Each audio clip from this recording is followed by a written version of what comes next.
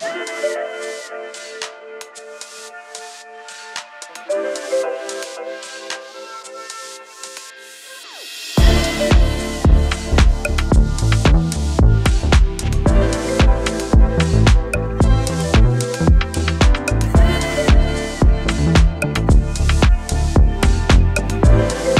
y a une grosse phase de croquis, de maquettes, voilà, pour arriver à définir vraiment le projet. Ensuite, on choisit les verres qui viennent d'un peu partout dans le monde, suivant le type d'utilisation. L'étape suivante, c'est le dessin en grandeur nature. Suivant la taille de la fenêtre, il faut plus ou moins de place, c'est pour ça qu'il y a une table géante. Et ensuite, on coupe les pièces de verre.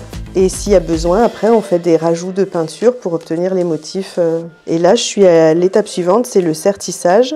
On sertit chaque pièce de verre avec du plomb, un profilé en plomb, directement cloué sur la table. Et quand le vitrail sera complet et aux bonnes dimensions, on pourra le souder.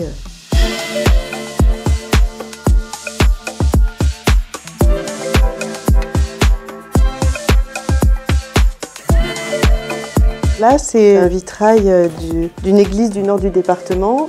Ils ont subi la grêle en 2023. Et là, bon, c'est un exemple assez extrême quand même. Heureusement, c'est pas toujours dans cet état. Il reste plus beaucoup d'indices, c'est des petites traces. Donc ça va être un travail d'enquête, de puzzle pour réussir à trouver le bon verre, la bonne peinture, refaire les traits à l'identique comme la personne qui l'a fait au 19e.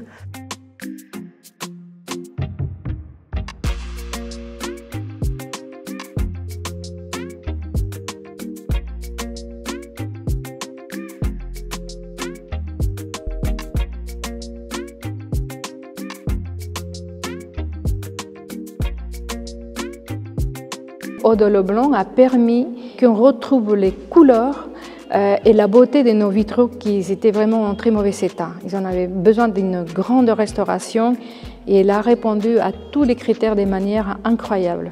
Avoir des artisans comme Eau de Leblanc, franchement, c'est une chance.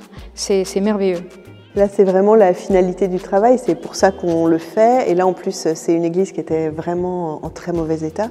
Et c'est un verrier dans une centaine d'années qui refera les mêmes gestes que moi pour les refaire perdurer encore une centaine d'années. C'est chouette, c'est un sentiment que j'aime bien.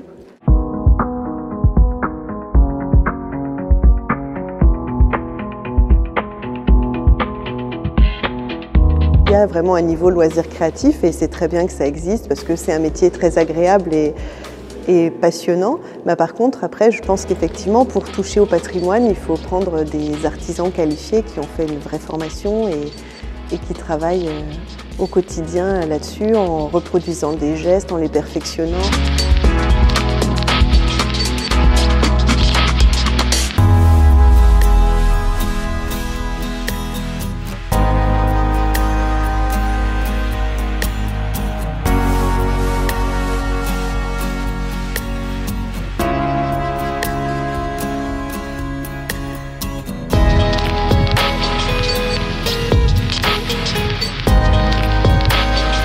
Ça permet à des artisans qui sont souvent seuls dans leurs ateliers quand même d'avoir des collègues en quelque sorte. On se donne des coups de main. Donc moi je récupère par exemple pour faire une sorte de recyclage les chutes de verre de l'atelier d'encadrement de Chloé.